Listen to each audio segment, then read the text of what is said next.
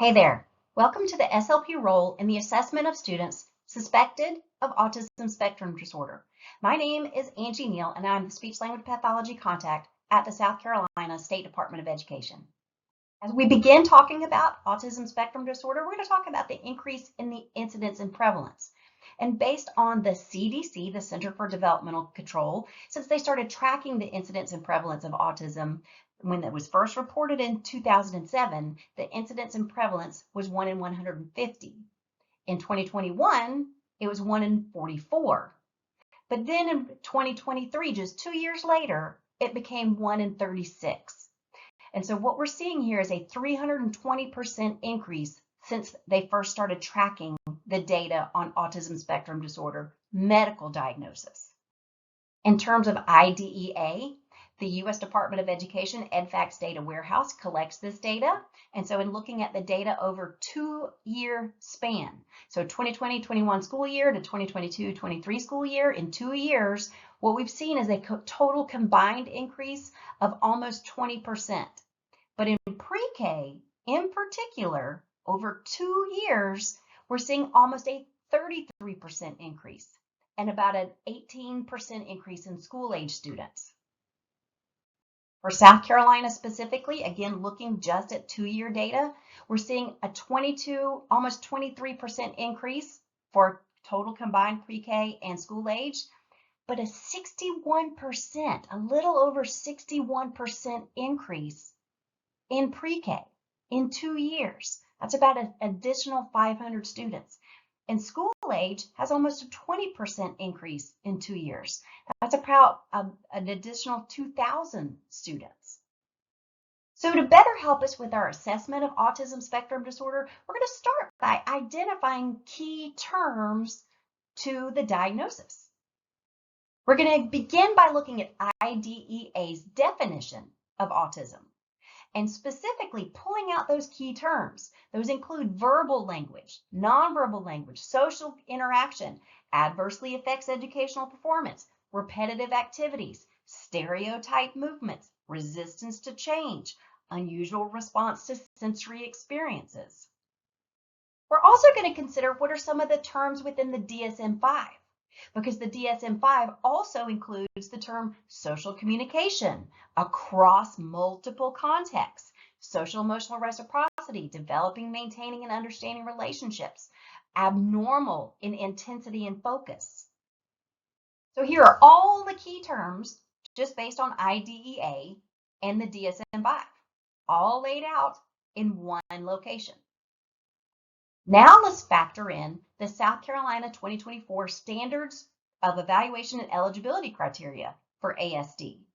So the student must meet all 3 areas of number 1. Under B, it has to meet 2 of the 4 areas.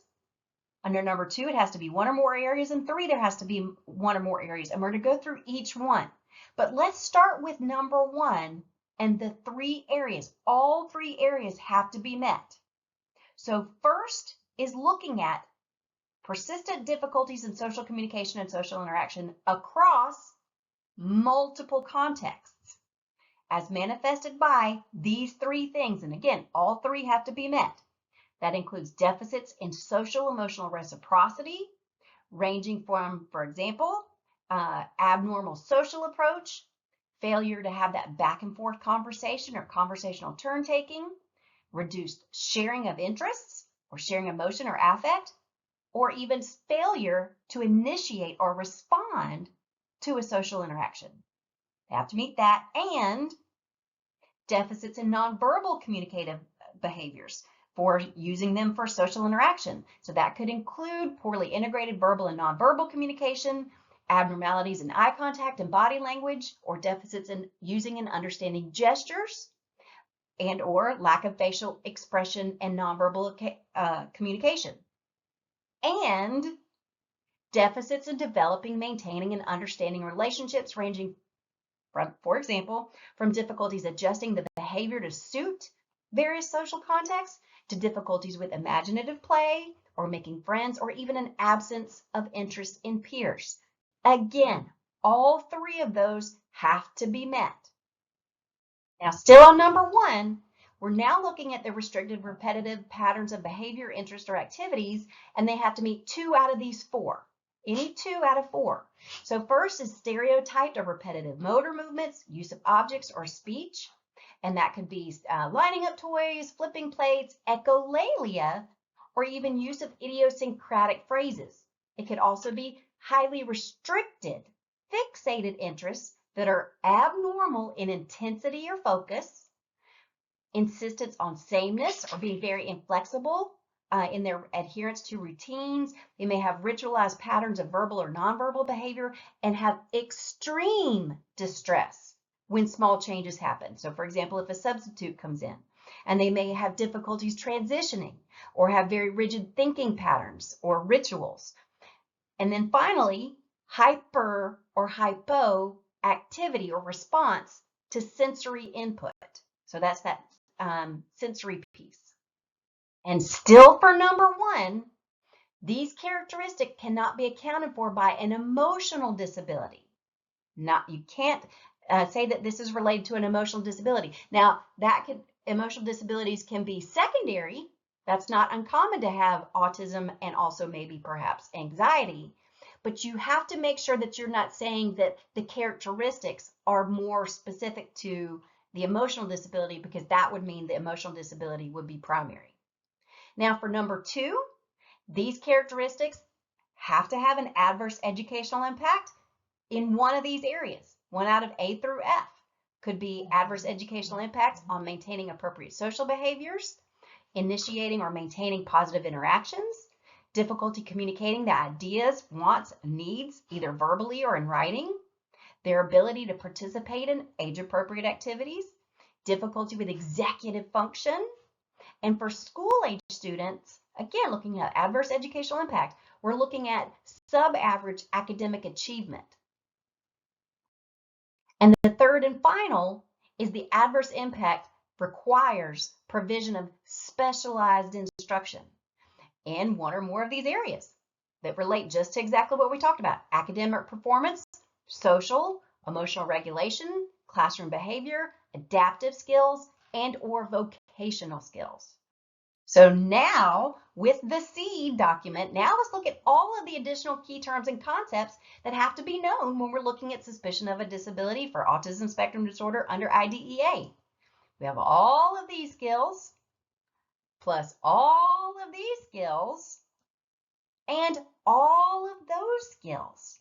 So that is a lot of terminology that we have to make sure all of our evaluators and all of our IEP team members are familiar with, because all decisions are made by the IEP team. So again, we have to make sure the IEP team is familiar, or at least the evaluators are familiar with all of those terms and concepts. And what are the developmental expectations or developmental milestones for whether or not that child should have achieved that skill, depending on their age? And why is accurate classification so important?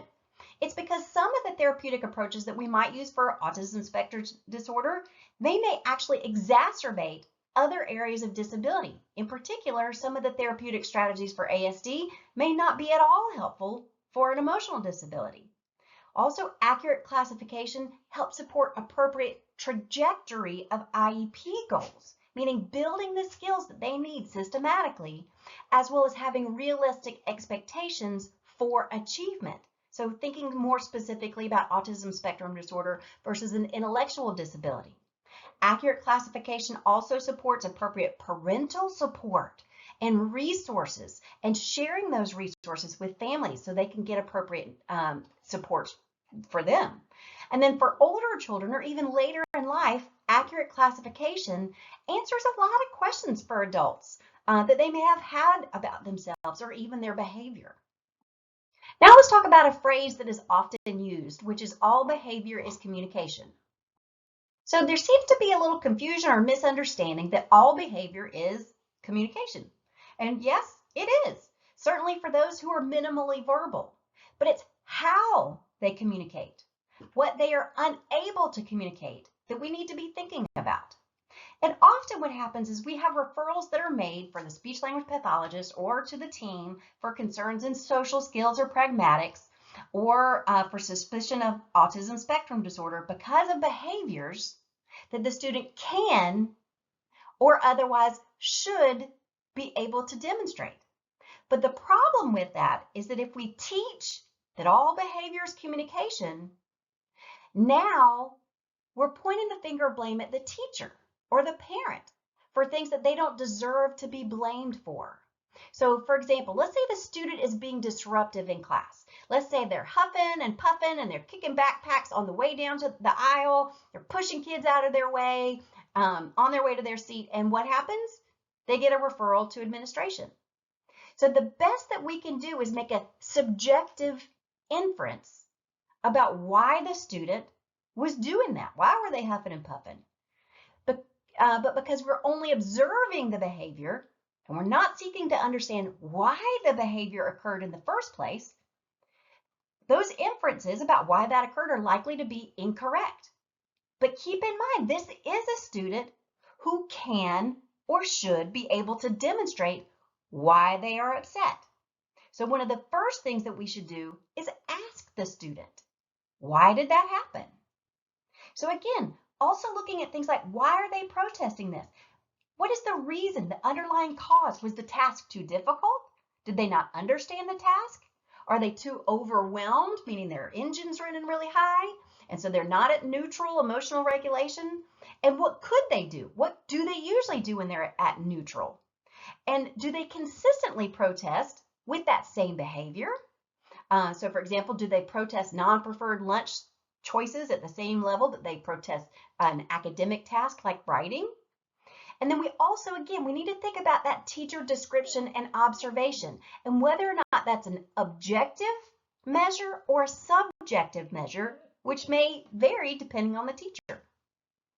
We also have to appreciate that misbehavior is not an impaired social skill. Social skills are skills that are learned either directly or indirectly. Misbehavior is choosing not to apply what they know. So communication relates to linguistic or language knowledge. Behavior is choosing not to apply that knowledge, which again is why it's so important to think about the reason or get to the root cause. So a huge component of assessment for autism spectrum must be determining if the student has the underlying social language knowledge. So let's use a real life comparison. How many of you ever seen one of the videos of someone having a meltdown at the airport? Adults in the airport having a meltdown, either in the airport or on the plane. Now, to get to the point where they're on the plane, they obviously have skills of planning, to plan ahead for purchasing the ticket, communication, in order to communicate with what they're doing, where they're going. They have to have emotional regulation, to inhibitory control, to be able to wait in line to go through the TSA pre-check. They also have to have knowledge of the rules and expectations, to know that they can only bring 4-ounce liquids, to know that there should not be any firearms, to know you can only bring 2 carry-on bags. They also have to have knowledge of the consequences for if they break those rules or expectations. So for example, they did not bring a firearm because they know it's illegal. They did not bring liquids that are above 4 ounces because they'd have to throw it away. But the airport meltdowns are happening because they still chose a behavior, even though they had those knowledge and skills, but they still chose a behavior that was not appropriate for that context, the context of being in the airport. So the question we have to ask ourselves, is the solution to teach them what they already know? To teach them how to wait in line, to teach them how to plan ahead, to teach them the rules and expectations? Or is the better solution to address why they chose that inappropriate behavior and then what to do or what to do differently based on the root cause of the meltdown? And with that, let's get into some more key terms that are even more specific just for speech and language. Beginning with the fact that social is not one thing. Social or social skills is many, many things. Social includes joint attention, making inferences and predictions. It includes play skills. It includes labeling your emotion and regulating your emotion. It's language and adjusting your language to the appropriate context, to the person or the place where you are. Understanding that social expectations across environments are different. It includes narrative skills or the ability to tell a story. It includes nonverbal skills, perspective taking, social reasoning or problem solving, conflict resolution, and flexible thinking, just as a start. And that is what we mean when we use the term pragmatics. Pragmatics is an umbrella term that includes all of those things that we just listed on the previous slide and more. So similar to how phonological processing includes phoneme segmentation, phoneme blending, all of those things, it's the same thing with pragmatics. It's an umbrella term that really refers to one area of language that's focused on goal-consistent language used in social contexts and how context contributes to meaning, and then how language is impacted by context. So now let's think specifically about social skills. Social skills, it just simply refers to a social task that has a predetermined result. You do X, Y should happen.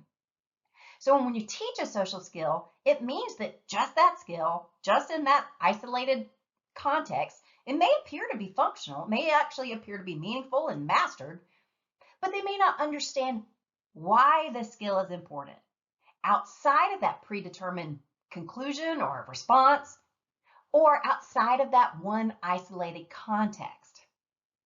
So social skills include sharing ideas, but again, when we think about the context, sharing what ideas? Sharing ideas with who? Sharing ideas when? Sharing ideas how? Another social skill is waiting patiently. But how does that look differently in the airport as opposed to the lunch line, as opposed to when the teacher is handing out paper? So again, appreciating that where and how. Winning and losing appropriately. Same thing with who, how. Appropriate tone and appropriate volume of voice. When? When do we change our tone and volume? Where? Where do we change our tone and volume? Resolving conflict. Is there only one way to resolve conflict? Should we use paper, scissors, rock to resolve every amount of conflict? Maybe. What about rules for politeness? Whose rules for politeness? Which rules for politeness? So that leads us to talk about social communication. Social communication is the broader understanding that certain skills are important and how to apply them across broader contexts. So social communication, that is what allows us to communicate and interact with others across environments, across and within a societal framework. And there are variations of that are important for us to know as speech language pathologists, how there are different variations based on culture. And so even while social communication may vary culturally, the communicator, the person speaking or interacting, they could still be effective or ineffective at fulfilling what they're trying to do. So we need to make sure we're aware of what those cultural considerations are. In terms of social emotional reciprocity, social emotional reciprocity relates specifically to the active role two people engage in. So two or more people have a common unspoken goal of successfully interacting with a variety of people and in a variety of situations. So this is being aware of both the emotional and interpersonal cues, or that nonverbal language of other people.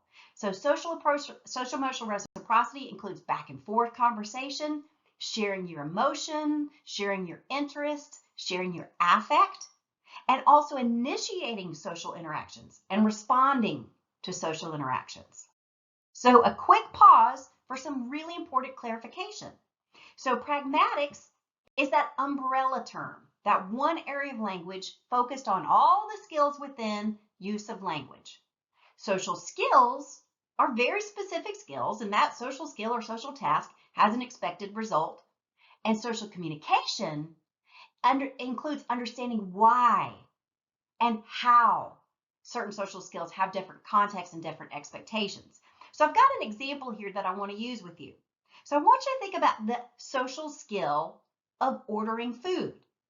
When you go to order food at Subway, There's a social skill with a certain expectation of how you order it. You say you want this kind of sandwich, they ask you what kind of bread, what kind of meat, and then all of your different toppings. But the same skill of ordering food at Applebee's, if you tried to order your food at Applebee's the same way that you order food at Subway, how would that go? Probably wouldn't go so well. So that's the difference of social communication. It's not just the social skill, but understanding that social skills have a broader context and different expectations. And then social emotional reciprocity is just that back and forth, jointly attending to someone with a communicative partner. And that includes both your verbal and nonverbal communication. So social interaction is that communication that occurs between at least, but probably more than two individuals. And there are different rules and expectations, again, based on culture, community, the context or physical environment or setting that you're in. So social interaction includes things such as, but not limited to, greeting, how we say hello, how we say goodbye, how we exchange information, how we persuade people, how we argue for things, how we cooperate and collaborate with others, how we tell each other stories, and how we adjust our communication depending on the context. And which context it is determines how we should communicate. A huge key point is also considering that emotional regulation. And emotional regulation is very specifically that ability to maintain a well-regulated emotional state. So what that means is you want to be at what we refer to as neutral. Okay, you can get super excited because you just won the lottery, but you still have to come back down to neutral. You can be super stressed about traffic and running late, but you still have to be able to come back to a well-regulated state of neutral. Because only at neutral is when we're most available for learning things like multiplication facts and about Abraham Lincoln. And so interacting requires us to be able to move across being super negative emotions, super positive emotions, and again, returning to that neutral emotional state. And Dr. Barry Prezant, who's an expert in autism spectrum disorder, talks about how difficulty staying well-regulated, both emotionally and physiologically, should be a core defining feature of autism, but often the focus is just on the behavior, not on the underlying cause. So that is, again, why I went through that whole discussion about the airport meltdowns and all quote-unquote behavior is communication, because we've got to focus on the resulting behavior and the underlying cause. Now, everyone feels dysregulated from time to time. The difference between neurotypicals and those autistic students is that autistic students have a lower threshold for those variations in emotions. They also have fewer innate known strategies to cope. They also have additional difficulties with all of the sensory processing differences that they may be experiencing, those hypersensitivities, and they may also lack that awareness for how their dysregulated behavior is impacting other people. Now let's talk a little bit about empathy. Empathy means feeling with other people. And so the important thing to appreciate is that absence of empathy or absence of the ability to feel with other people makes intentionally hurting other people possible. Now, to have empathy or to demonstrate empathy, you have to recognize that emotion in another person. Then you also have to know how to respond appropriately. But yes, empathy can be impacted by external features such as trauma and abuse and things like that. But let me give you an example. Let's say that you see somebody who is coming in the door and they have lots and lots of packages. You may notice they are struggling to get through the door based on their nonverbal cues, based on their expression, based on their body language and their body movement. But empathy is recognizing that and knowing to go hold the door open or offer to carry some of the packages. So what we need to appreciate is that autistic people are capable of great depths, tremendous depths of empathy. What they struggle with is recognizing that emotion, that nonverbal, and then knowing the appropriate response. Another key term is theory of mind. Theory of mind is really just that ability to think about other people, think about your own thinking and think about other people. So there are early skills that develop. Birth to age 3, that's where we start to develop early play skills, joint attention, early cognitive skills like means end and object permanence, also imitating, initiating, and even metacognition. So using verbs of perception, intention, and cognition. First order of theory of mind is that ability to tell a lie. Because if you think about it, around age 4 or 5, in order to tell a lie, if you've seen the video of the little girl who says that she got some Yip Yip lipstick from Home Depot, she has to think about what her dad was thinking. And so she's probably thinking, my dad sees me with Yip Yip on, and that he would buy the answer that she bought it at Home Depot. So that's where that first order of thinking, theory of mind is, thinking about somebody else's thinking. Second order happens around age 6 to 8. That's where you can start thinking about somebody else's thinking of somebody else. So I think Dad thought that Mom was out of town. So that's also where we start to understand that different contexts have different expectations, that how we act in church may be different than how we should act on a playground.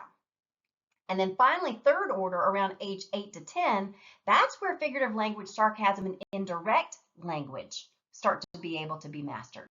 Now, when we think about nonverbal communication, we're not just talking about gestures. We're talking about facial expressions, gestures, eye contact and eye gaze, body language, tone of voice, prosody, movement, how our body moves, and even our posture. All of those things that send a message, that communicate nonverbally. Now, specific to eye contact can actually vary for a lot of different reasons. Could be a cultural norm. In some cultures, it's not okay to look adults in the eye. It could be you're not looking at that person because you don't like that person. You could also be not looking at the person in the eyes because you didn't hear them. Or you could be anxious or shy. Or you could have fleeting eye contact because you're inattentive or you get distracted easily. Or it could be because you have difficulty focusing on the meaning of the words that are spoken and the nonverbal information that is coming from the eyes, and all of which is a very intense, overwhelming sensory experience. In terms of gestures, gestures are another way that we communicate. We can communicate with our fingers, our hands, our arms, our whole body, even just our facial features. And there's two different kinds of gestures. We have diegetic, which establishes or calls attention to something in particular. So that's giving, showing, pointing. We also have representational gestures, and those are the ones that we think about and maybe are a little bit more familiar with. Although the example here is using a pinky and a thumb to represent a telephone, but if you ask a child to do that today, they'd probably just put their palm down or put their palm in front of them, because phones have certainly changed over time. And gesture and eye gaze are particularly important when we're looking at autism spectrum, because there's increasing evidence that gestural development can be a key distinguishing feature when differentiating children with typical development from those such as those with autism. And a lack of appropriate gestures between 12 and 24 months was one characteristic that was very distinguishing of autistic children versus children with typical development. And they have been found, eye gaze and gestures have been found to be persisting core deficits, and gaze processing is a prerequisite for joint attention and imitation. And also gaze processing is also related to empathy, which we just spoke about. So gesture and eye gaze are very important things to consider, to relate, to assess, to note in your observations. But there are some limitations in how we currently assess nonverbal communication. So some of those limitations include we only have a few items listed there when looking at nonverbal language. Also, we're not using or referring to should the child have developed that gesture or facial expression or body language just yet. Also, some of the limitations could be asking the question as a yes or no. Does the child use gesture? As opposed to asking, which gestures do they use? What kind of gestures are they using? What context do they use these gestures in? We also have to keep in mind that there are some variations that are going to happen in nonverbal communication because of parenting style and culture. And so we have to use some caution when interpreting and utilizing even the milestones that we know. And there's one very important key term that we also need to know, and that is neurodiversity. Neurodiversity is a term that's predicated on the idea that autism and other developmental and learning conditions are differences to be embraced, as opposed to a disease that needs to be cured.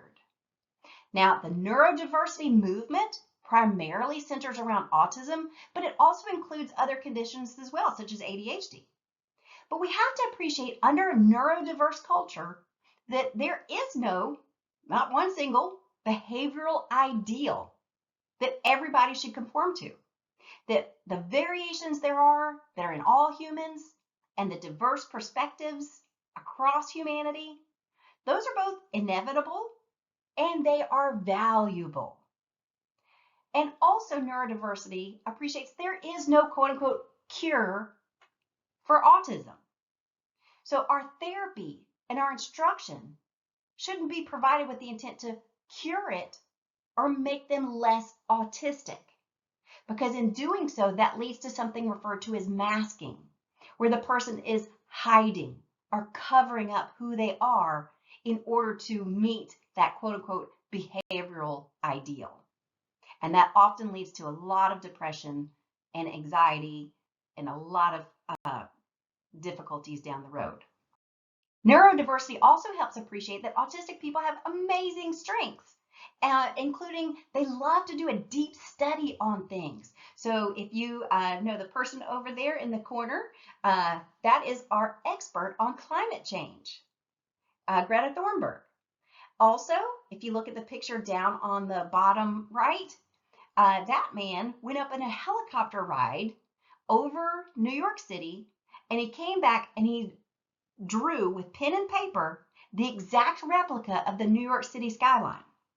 So his level of attention to detail is quite extraordinary, way more extraordinary than what you or I probably have. So we need to consider that if or when autistic people and non-autistic people communicate, we may be mutually misunderstanding each other.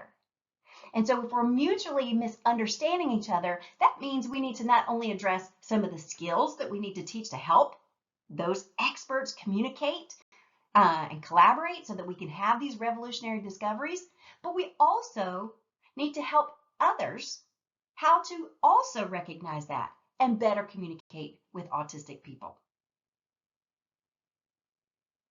So in thinking about assessing based on a neurodiverse view, first, under IDEA, our primary role is going to be to identify those weaknesses that are critical to educational success. And I have a few of those listed, and we're going to go into that in great deal. But also referring to the requirements of IDEA, our evaluations must provide relevant information to assist in determining the educational needs and determining the content of the IEP, such that the child is able to be involved in and make progress in general education curriculum, or for a preschool child to participate in appropriate activities. And that is our charge. Assessment using a neurodiverse view also seeks to understand those behaviors and the causes or the reasons, the underlying root cause of that behavior. And importantly, underlined, whether or not those behaviors have a functional impact. So for example, if a child is flapping their hand, is that keeping them from being able to access and progress in the general curriculum? Is shaking their leg or tapping their finger, is that functionally impacting their ability to access and progress with the curriculum? We also need to look at that behavior and what it's doing and when it happens. So is that behavior a regulation strategy? So think about it. Some people regulate by taking a deep breath, and autistic people, or that one in particular, may regulate by flapping their hands. It could also be a coping strategy. It could also be something that happens only at certain times, like in unstructured times, when it's noisy out and or during transitions. So we need to note that. How frequently does this occur and when does it occur? An assessment based on a neurodiverse view also recognizes that there are biases in ourselves, in other people, in our assessments, and that there are inherent weaknesses in our assessment tools, even those that are sensitive and have appropriate sensitivity and specificity. There can still be bias if we're not considering under a neurodiverse view. So we have to recognize that there are some tasks in some of our assessments that do pathologize divergence, that repetitive activities, resistance to change, those hypersensitivities, those fixated interests. And again, we have to make sure that we meet those requirements of IDEA, that we're using a technically sound instrument. And there are definitely inherent problems with standardized assessments, not just standardized assessments, but especially those for pragmatics, all of the skills under that domain of pragmatics. Because the worst way to measure social language, social communication, is using a standardized assessment, where in order to be standardized, there's only one right answer. Because in a dynamic, real world social communication opportunity, we don't interact with pictures. We interact with other people. And those contexts that we interact with those people in is very dynamic. So standardized assessment limitations include that they don't reveal what that child can actually do in real life and across different contexts and settings. It also doesn't replicate the real life, because that is context dependent. And it doesn't have the same demands as real life, where everything is happening all at one time. You have to have appropriate timing of your response, your emotional regulation and how that ties in, your awareness of the situation around you, as well as reading those nonverbal cues, all happening at once. And also, if we're just looking at pictures and talking about scenario, that's a cognitive task. That's not a functional task. So for example, when we're saying find the correct picture that depicts this social situation, again, that's a cognitive task. It's not representational of what they might actually do in the real world. Still thinking about some of the problems with standardized assessments? Answer this question or this series of questions. What's a good birthday gift? Can you touch someone's hair? What do you do when someone raises their hand? Is there only one right answer to any of those questions? The answer is no. There's not one right answer. The answer is it depends. And what does it depend on? It depends on context. Who is the birthday gift for? Is the person older or younger? Are you a hairdresser? Are you just touching your neighbor's hair? As far as someone raising their hand, are you out on the street? Are you in a classroom? And so we have to take into consideration, are we assessing for context in our assessment of autism? And if so, which contexts? Are we looking at both the classroom, one-on-one in our tiny little closets, our interactions with peers, academic applications, as well as what they might be like in a new and unfamiliar environment? So all of this to say, we have to be very mindful when we go into an assessment of autism, and we have to be mindful, especially of circular reasoning, which says, why does Ava flap her hands? Because she has ASD. Why does she have ASD? Because she flaps her hands. No, we've got to look deeper and we've got to look better in order to get to diagnostic accuracy. And finally, we have to make sure that we're looking at this neurodiverse view and our assessment findings and aligning those findings with the pattern of differences that are typical of autism spectrum, as opposed to viewing it as these are all pathological deviations, okay? Because if autism spectrum is neurodiverse, just a different way of being human, then instead of determining that eligibility based on a quote-unquote sum of deficits, really and truly, we should be looking at it in terms of a pattern of differences, neurodiverse differences that are more aligned with autism spectrum. So a better diagnostic question is, does the pattern we see, the pattern in these skills, the patterns in these behaviors, do they align with the patterns of skills for ASD? And what is the totality of all of the data reveal? Not just looking at one thing like hyper or hyposensitivities, but what does all of the data reveal? Now let's talk specifically about adverse educational impact, starting with the fact that reading is interactive. Reading is truly pragmatics in print, because when we read, especially when we read fiction, we're interacting with the characters, the narrator, the setting, the sequence of events, and making predictions and inferring what that character is going to do based on what we believe their intentions are. We're also interacting with the author as they use descriptive and figurative language to create that visual image of what's going on and to illustrate complex relationships between ideas and people and things in interesting ways. And also really appreciate that reading, especially reading fiction, that's actually a simulation of social experiences that you might encounter or you might not. But the same social cognitive processes that we use in real world social interactions and social communication is the same social cognitive processes that we use when we read, and we read about others experiencing social interaction.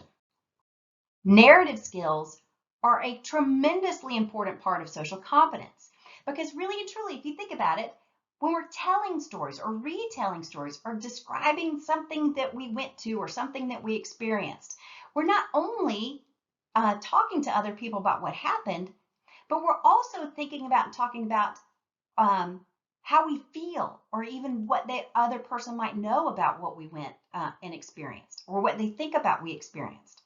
And so narrative discourse, particularly storytelling, is a ubiquitous form of communication used to derive meaning from our experiences and then construct a shared understanding of the events. In other words, telling each other stories is how we connect to other people. And narrative skills at age 3 make direct contributions to reading comprehension at ages 8 and 9. Narrative skills at age 5 make direct independent contributions to reading comprehension at age 10 and to reading achievement at age 14. So narrative skills cannot be underestimated in terms of their importance, especially in a school setting when we're looking at both language, because narrative is language, and adverse educational impact. Now let's look at pragmatics under the umbrella of our ELA standards. So our ELA standard for research, the very first one, is using critical thinking skills to investigate, evaluate, and synthesize a variety of sources to obtain and refine knowledge. And underneath that is just the ability to ask and answer questions. And that varies along a developmental continuum. There are different expectations for research in kindergarten than there are for 3rd grade, than there are for 5th grade, than there are for 9th grade. So again, we can use those ELA standards to look at what the exact developmental expectation should be.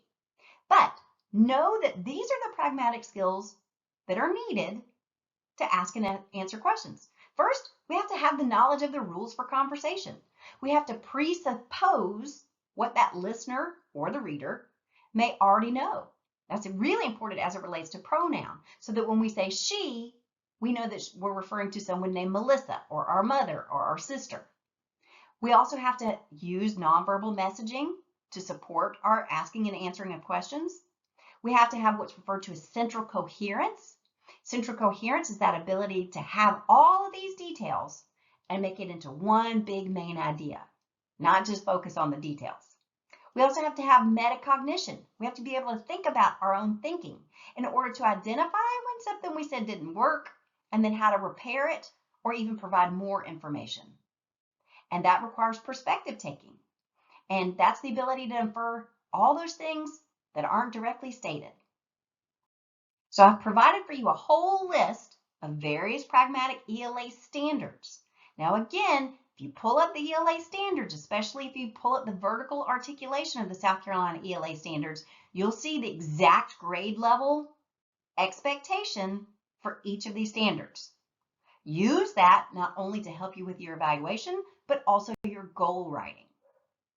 So some of the adverse educational impacts of pragmatic language disorder could include, but is not limited to, difficulties with figurative language. That's semantics.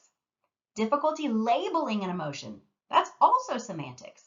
Understanding nonverbal language, making inferences, making predictions, summarizing, coming up with the main idea, having effective interactions through our speaking and listening, our ability to collaborate with others and to play, to write passages for an audience and sequence the events in our writing such that they're able to be understood, and to use appropriate transitions between ideas so that it can be understood. So that requires the ability to presuppose, and it requires syntax, appropriate syntax. We also have to be able to self-monitor. Are we still writing on the topic they were assigned to write on? We also have to be able to have those narrative skills to communicate stories. And we also have to have the ability to understand the perspectives of other people, including characters in a book. But what if we go through the whole evaluation process, and even considering all those things, what if there is no documentation that supports an adverse educational impact, either for initial eligibility or ongoing eligibility? Well, as we know, based on the prongs of eligibility, just having a disability alone does not make a child eligible for an IEP under IDEA. A child with a disability, and that disability does not adversely impact their educational performance, is not eligible under IDEA, but they may be eligible under 504s. And this actually was a court case in 2015 that helped outline this very specifically. This is what's referred to as case law. So what happened is, in this decision, the court decided that the student lost his eligibility for autism because the student's autism no longer had an adverse impact on his educational performance. So if there is no adverse educational impact, what is the specially designed instruction addressing? Because that's the purpose of IDEA. So now let's talk very specifically about the SLP's assessment of the skills under the umbrella of pragmatics. Now, in the South Carolina SEED, under the evaluation guidance for ASD, you'll see all of these things. I'm just going to go over them very quickly. So first is a structured parent or guardian interview, teacher interview, a minimum of 3 30-minute direct observations of the student in at least 2 environments on 2 different days by more than 1 member of the multidisciplinary evaluation team. I'm here to tell you that is you as a speech language pathologist. And so our observations, of course, are going to be while we're working with the student during our assessment, but we also need to observe the student in real time, in the real world, in the classroom, at recess, during related arts, or in the cafeteria, while they're working in a small group, while they're working in a large group, because our documentation has to provide that information that says this is a consistent difficulty across multiple contexts. South Carolina's evaluation guidance also includes 2 or more standardized measures of social behavioral functioning and a current communication evaluation by an SLP, and this evaluation must include an assessment of areas of pragmatics and social functional communication, and we can look at expressive and receptive language and articulation and voice, but that's not required. But I'm here to tell you, when you're looking at pragmatics, you are looking at expressive and receptive language. And I'm going to demonstrate that in just a moment. Also, keep in mind that your assessment as the SLP looking at pragmatics and social functional communication skills, that data, your data, will contribute information to help determine whether or not that student meets that first prong, that persistent difficulty across those 3 areas of social communication across multiple contexts. And those 3 areas are social emotional reciprocity, nonverbal language, developing, maintaining, and understanding relationships. Our assessment, the SLP assessment, will also contribute information to determine whether or not the student meets the 2nd and 3rd prong, which is that adverse educational impact and the need for specialized instruction and or related service. So the SLP assessment and the evaluation report should include the following information, either by observation and or direct assessment. We need to include specific information about the child's verbal language, nonverbal language, social communication and social emotional reciprocity, and that adverse educational impact. And how do we do that?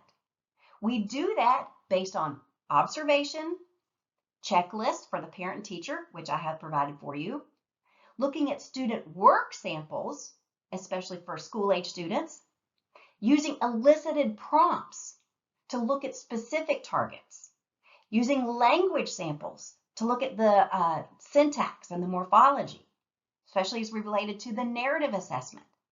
We also can use dynamic assessment so that we can tease apart a true disability as opposed to a lack of opportunity to experience it or to learn it. And of course, we can use standardized assessments. Even if they're not appropriately sensitive and specific, we can use them qualitatively, even if we can't report the score because it doesn't meet 80% sensitivity and specificity. And all of this, we have to consider under the umbrella of cultural differences and looking carefully at the consistency or the frequency and the root cause of the behaviors. And here's a variety of assessment tools and strategies, just like IDEA requires, that we might want to use. So it's including these, but it's not limited to these. So you can assess for narrative using the NLM cubed, Timler's share and tell, the test of narrative language. There's several other types of assessment of narratives. Language sampling. There's the SLAM cards by the ASHA Leaders Project. There's also a preschool version. The Sugar is also an assessment of looking at syntax, and that's also free and online. Our observational data. What does that student's play skills look like? And that is not just for preschool and kindergarten, but that is for all ages. But also observing their nonverbal and their verbal language. Using our knowledge of cultural differences, looking at difference versus disorder. Providing elicited prompts, so some social scenarios. Interviewing the student. Even using figurative language prompts to look more specifically at that, which again is something else that I have provided for you. We have to look at the students' work samples. We have to look at their writing. We have to look at the curriculum-based assessment. What aspect of comprehension may be difficult? We have to look at that consistency or frequency of behaviors. And then we'll get that information by looking at those parent and teacher checklists. As mentioned, we have to do the dynamic assessment and standardized assessment. Don't have to. That's just your caveat. And that's where that little asterisk comes in. So let's look at some of these standardized assessments, sensitivity and specificity. Now, I'm not going to name these specifically because I want to encourage you to go back and look at your assessment tools. But for test A, the manual does not report any sensitivity and specificity. So if you don't have any information about sensitivity and specificity, how would you defend its diagnostic accuracy? For test B, it meets that 80%, okay? But that's at one standard deviation below the mean. And that's that cut score for that test. So what does that mean in terms of at 2 standard deviations? Is it still meeting 80%? In test C, we've got 71% and 96%. Because the sensitivity is so low, it's more likely to find the student as typically developing than disordered. And same thing for test D, 64% and 92%. It doesn't meet that 80% threshold.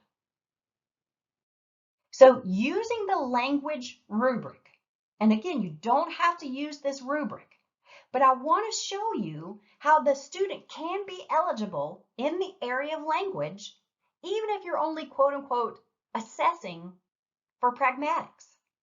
First of all, you're looking at narrative skills. And so depending on where that student falls for narrative skills, they could be in that moderate to substantial impact range. Under pragmatics, look at all of the things of language that are overlapping and intertwined with pragmatics. Verbal language and syntax, nonverbal language, play, collaboration and interaction, perspective taking, inference and prediction, summarizing, figurative language, labeling emotion. Also dynamic assessment, That's also on that language rubric. And then most importantly is that adverse educational impact and all of the data that we're looking at from the teacher. Now let's look at some differential considerations because there can be pragmatic language deficits across a variety of types of disability. So some of the differential considerations for autism spectrum disorder specifically. What are some of the patterns, like we talked about? What are some of the more specific patterns we're going to be looking at? Number one is going to be that restricted, repetitive, stereotyped, atypical pattern of behavior, activities, or interests that includes hypo or hypersensitivities that have a functional impact across settings and contexts. So that repetitive, restrictive pattern of behavior, activities, and interests and hypersensitivities, that is always going to stick out more than anything else as a differential consideration for ASD. But also looking at resistance to change because they struggle with prediction, because they struggle with theory of mind, what might happen next. Also, it might lean more towards autism spectrum when their social emotional reciprocity is better with those who share the same interests. In other words, in a neurodiverse view, we don't all have to like to talk about golf or college football. We might be somebody who likes to talk with other people about anime, and they might have better social emotional reciprocity with somebody who talks about anime or Minecraft. So not just looking at it from the standpoint of what everybody else is talking about. We also have to look at it in terms of play. Are they wanting to play anime or Dungeons and Dragons or whatever else? But with those other peers who like or are into that same play, do they play appropriately? As opposed to forcing them to play something that they're not interested in. Also, keeping in mind emotional regulation and maybe what's causing the difficulty. Is it because they don't recognize and can't label those emotions or have the strategies to regulate that emotion? Also, difficulty with reading, more so in comprehension as opposed to decoding. A lot of times students who are truly on the autism spectrum are often referred to as hyperlexic, meaning they can decode like nobody's business, but if you ask them questions about what they've read, they fall apart. Also, keeping in mind difficulty with social relationships is likely due to difficulty understanding the perspective of what somebody else might be thinking or misunderstanding social cues, those nonverbal. And then also that person to environment fit, meaning that really and truly under a neurodiverse view, we're all a little more comfortable in an environment where we fit, where we're with other people that are similar to us. Also looking at their ability to understand or get the gist of the main idea.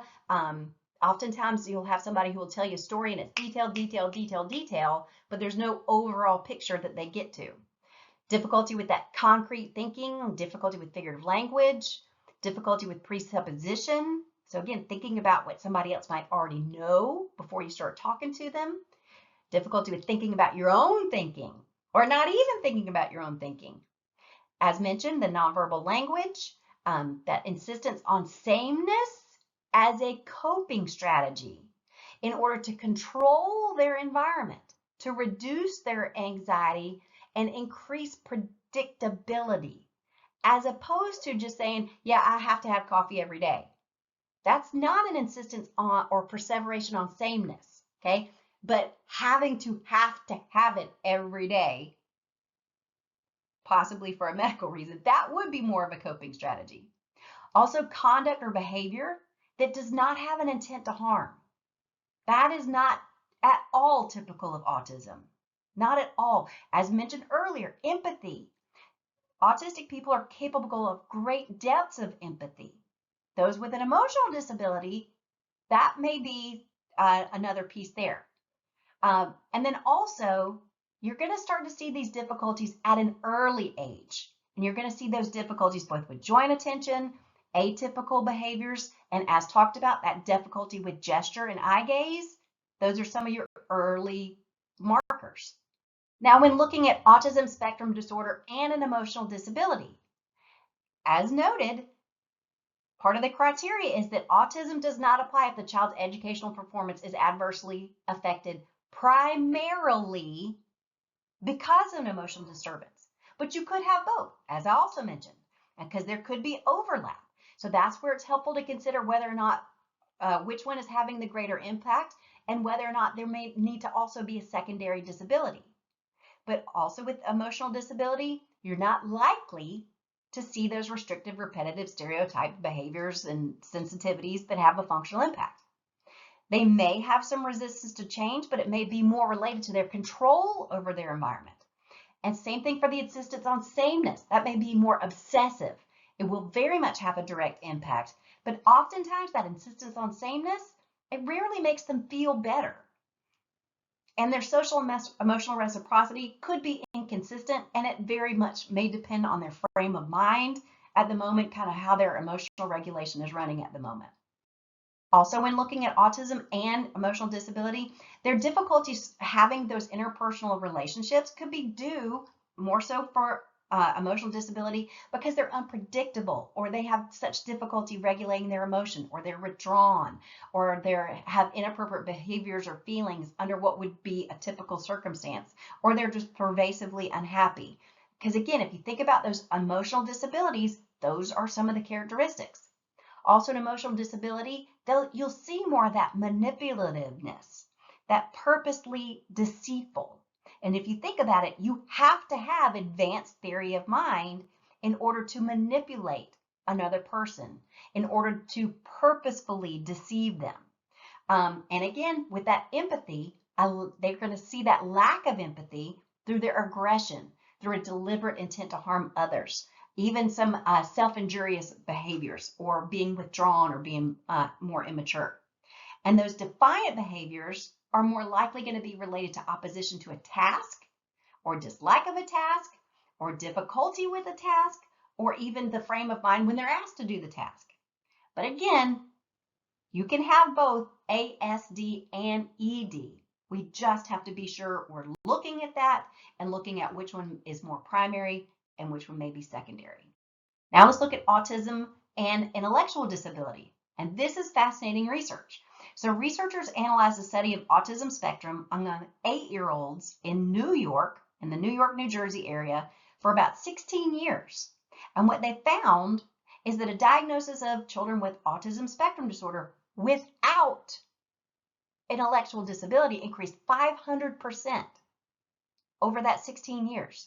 And only 1 in 3 children with ASD had an intellectual disability. So let's pull that apart a little bit more. What they found was that if their children were residing in more affluent areas, high SES areas, they were more likely to be just identified, 80% more likely to be identified just with ASD without intellectual disability, compared to children who were in less affluent areas, who had a lower SES, who are from underserved areas. Also, they found that Black students were more likely to be identified with intellectual disability as opposed to autism as their primary educational disability label. So I say this to say, or bring this up specifically to talk about bias and perhaps our own bias.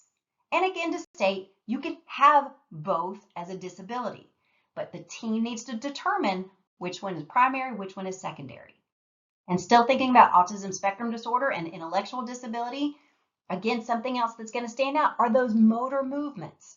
But for an intellectual disability, a lot of times what's going to happen is you're going to see those underlying diagnoses from other medical diagnoses. So dystonia, ataxia, seizure disorder, or you may even see unusual movements as the side effect of a medication. So those atypical behaviors and movements and sensitivities are going to be caused by or the result of something else. But with an intellectual disability, you're also going to see them likely unaware of changes in routine. You're not likely to see difficulty with eye contact unless there's an underlying disability, so a vision impairment. They typically have good capacity for joint attention, for sharing and directing attention, as well as eye gaze for communicative purposes and engaging with other conversational partners. And Finally, with intellectual disability, their ability to build and maintain relationships, that's going to be pretty aligned with or commensurate with their cognitive and language development. Now let's consider autism spectrum disorder and OHI, more specifically ADHD. So again, you have that key differentiator here with the restrictive, repetitive, stereotyped, atypical patterns of behaviors and sensitivities, and if they do or don't have functional impact. Now, in ADHD, you're more likely to see eye contact that's not consistent, but it's because it's inconsistent or it's fleeting because they're visually distracted or because they have that limited attention span. You're also going to see that they're likely not bothered or even aware of changes in routine, or they are actually able to quickly adapt to any changes. You may also see poor or difficulty with emotional regulation, but it's more related to impulsivity, that struggle with that inhibitory control, that executive function, or even that difficulty to even think about what a consequence may be before they perform that action or behavior. These individuals also know and can tell you what the social expectation or rule is, but they forget in the moment. And their difficulties with social relationships may be due to difficulties paying attention, difficulties with the nonverbal cues or contextual expectations, as well as some of those executive function challenges such as planning and following through and even impulsivity. And again, you can have both, but the team needs to determine which is primary by gathering and looking at all of the data. Now, what about ASD versus SLI, or ASD and speech language impairment? Again, what you're going to see if it's a speech language impairment without ASD, you're not going to see those restrictive, repetitive patterns of behavior, activities, and interests, and hypersensitivities, and they're not going to have functional impacts. But someone with a speech language impairment likely does not have difficulty with eye contact. Likely their gestures and nonverbal skills are not impacted. Again, that's why it's so important to look at the gestures and nonverbal. With speech language impairment, you may see play that is delayed, but it's probably going to be aligned or commensurate with their stage of language development. You're also likely to see differences in their narrative skills. So for speech language impairment, you're going to see more difficulty with missing components of story grammar. So they leave out setting or they leave out the conclusion, as opposed to you're going to see difficulties with ASD and some of those difficulties because of difficulty with perspective taking and even some of those transition words and sequencing. Now again, you can have both. You can have a speech language impairment and autism spectrum disorder, but the team needs to use the data to determine which is having the greatest impact. So now let's look at 10 key questions. These questions are really helpful in terms of looking at which one may be primary. The first question is, does the student appear to break social rules or expectations they don't like, don't agree with, or they don't know? So breaking social rules or expectations the student does not know, that's language. That's an impairment in language. They don't know the social communication or the pragmatic expectation. However, if the student does know the rule or expectation, but still doesn't adhere to them, that may be for another reason. Could be that impulsivity, could be emotional disability, could be a variety of reasons. But again, that's why it's important to look at the cause, not just the behavior. Now, once the student learns the social rule or expectation, do they continue to break it? And if they do, why? And again, this is going back to looking and considering the root cause. So breaking social rules or expectation the student knows, okay, but they continue to break over and over again, that needs to be further explored so that we can really have a better understanding of why. Is it because they don't like it? They don't agree with it? Is there something about the social rule or expectation that's unclear? Are there times that they do follow the social rule or expectation and sometimes they don't? But likely if they can't stop themselves from breaking it, that's going to be more likely related to attention or impulsivity.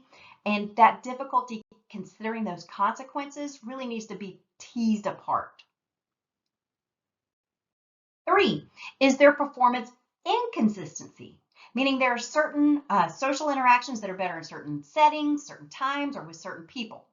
The reason this is important is because impaired pragmatics, impaired social language is impaired no matter the setting, no matter the conversational partner, no matter the time of day.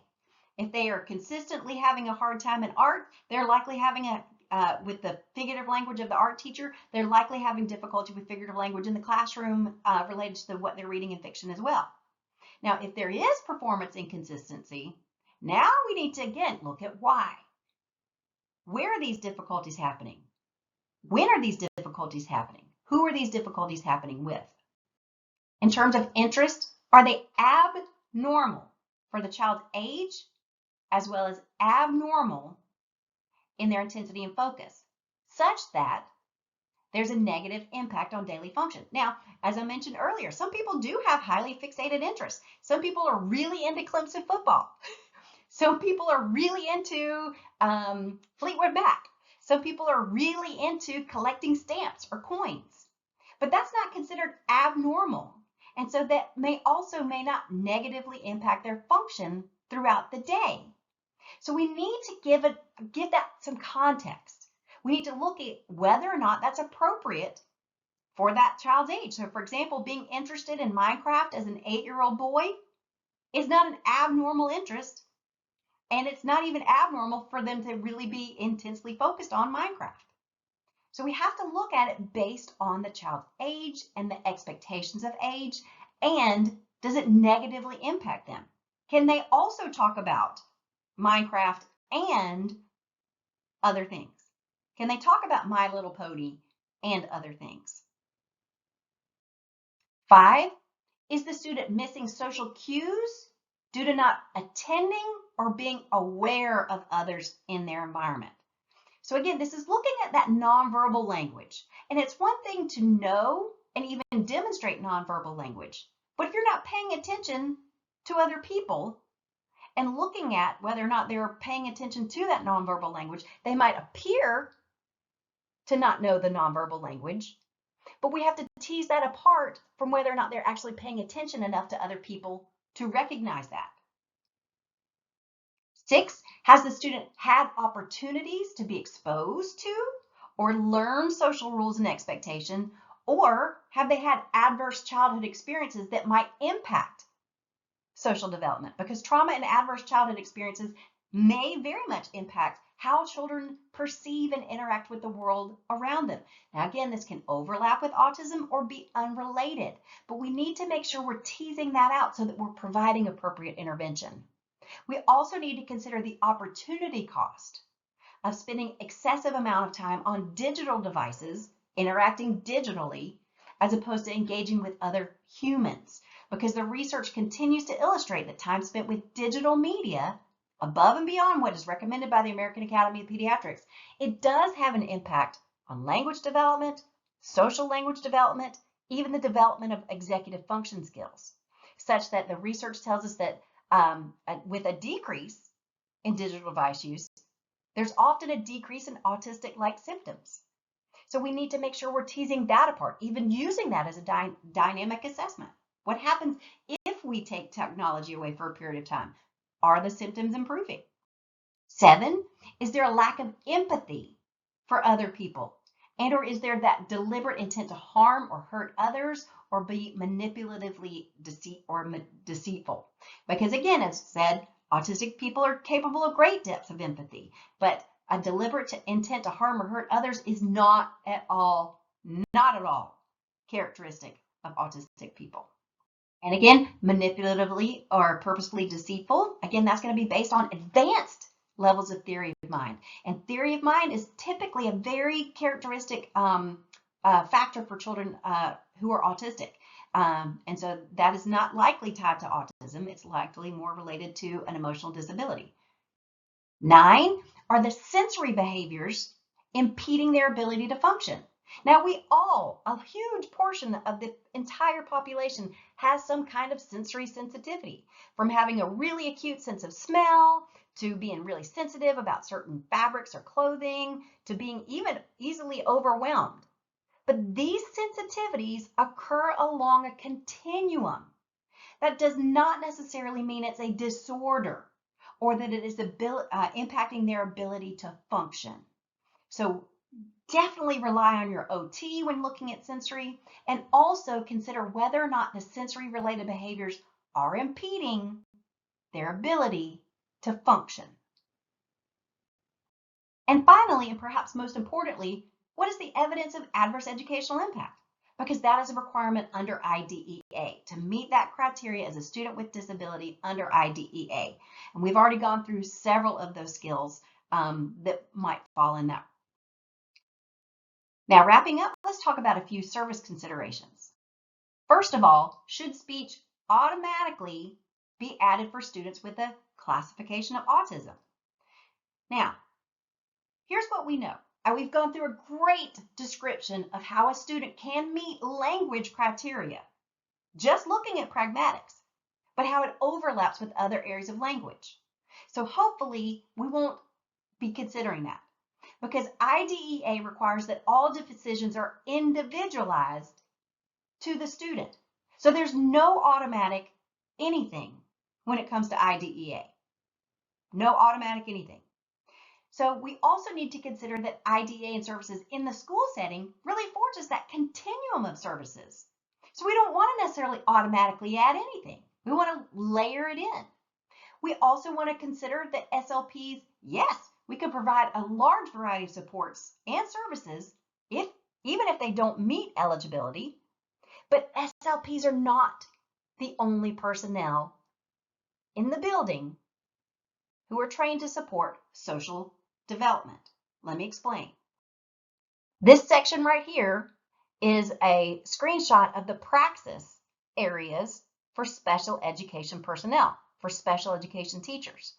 And it includes social developmental milestones, social skills for individuals with ASD and other developmental disabilities, teaching social behaviors, teaching self-regulation, teaching social behaviors. So again, SLPs are not the only person in special education who can or should be able to address social. Which brings me to a final point, which is talking about how important it is to collaborate. So when we're talking about collaboration and social, in particular pragmatics, we need to be thinking about social language and social interaction. Social communication does not occur just in the speech room 30 minutes a day, twice a week. Social language also isn't limited just to what we say verbally, as we've outlined with reading. And social language and interactions, they do happen throughout the day, every single day, across environments, across classrooms, and across people and times of day. So collaboration, when I talk about collaboration, I'm really referring to collaborative IEP goals, targeting those pragmatic language needs, those social communication needs, because IDEA does not require discipline-specific goals. Instead, IDEA talks about how IEP goals are individualized to the student. They don't belong to any one specific discipline. So when we make sure that we're having collaborative approaches, we're going to make the greatest impact in the shortest period of time. The benefit of which being that we can target and reinforce social communication multiple places with multiple people at multiple times throughout the school day. And so that gives us more than just those single points of instruction and reinforcement. And that's more effective. And so collaboration is a best practice in special education, but conversely, the lack of collaboration has been shown to negatively impact the extent and quality of services.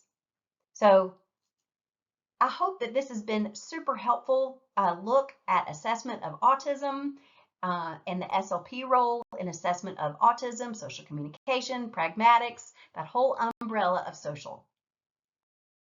And I'll wrap up by saying thank you so much for your time.